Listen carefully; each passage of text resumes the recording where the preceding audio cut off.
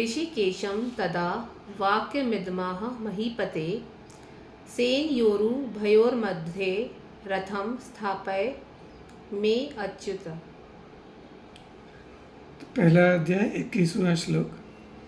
यहाँ पे अर्जुन फाइनली कृष्ण को कहते हैं कि आप रथ को थोड़ा आगे ले लीजिए, दोनों सेनाओं के बीच में उसको ले आइए।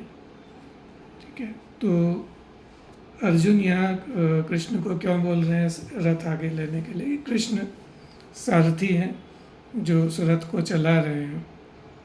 ठीक है, यहाँ पे कृष्ण जी के लिए जो वर्ड यूज़ किया गया है वो ऋषिकेश है।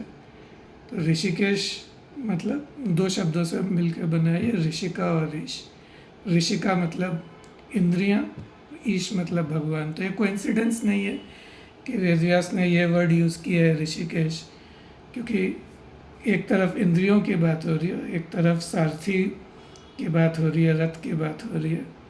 तो हमारा ध्यान अपने आप एक प्राचीन कहानी जो कठोपनिषद की है उसकी ओर जाता है।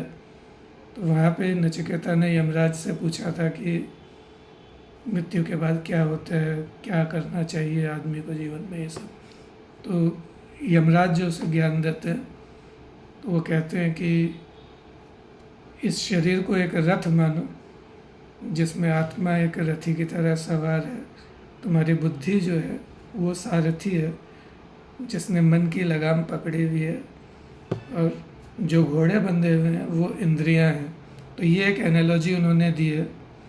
हम लोग देखते हैं कि कठोपनिषद की वही एनालॉजी हम लोग को महाभारत में, गीता में एक चरितार्थ रूप में आ रही। वहाँ पे जो एक एब्स्ट्रैक्ट एनालॉजी है, यहाँ पे एक साकार रूप में, एक फिजिकल फॉर्म में कि इंद्रियां मतलब जो हमारे सेंसरी ऑर्गन्स हैं। तो 5 सेंसरी ऑर्गन्स हैं। यहाँ पे अर्जुन के रथ में 5 घोड़े हैं, और यमराज के हिसाब से हमारी बुद्धि ये तय करती है कि आत्मा का कल्याण होगा कि नहीं। यहाँ पे कृष्ण तय कर रहे हैं कि अर्जुन का कल्याण होगा कि नहीं। एक और वर्ड यूज़ किया गया विच इज़ अच्युत। अच्युत मतलब च्युति इज गिरना, तो अच्युत मतलब जो कभी गिरता नहीं है, जो इनफॉलेबल है, तो जिसके गुण कभी कम नहीं होते, गुण कभी गिरते नहीं हैं, जो नित्य है, तो वो कृष्ण है।